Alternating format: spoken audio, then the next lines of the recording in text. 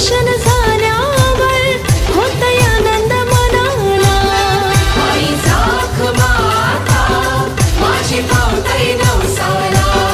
तिचं दर्शन झाल्यावर होतंय आनंद मनाला.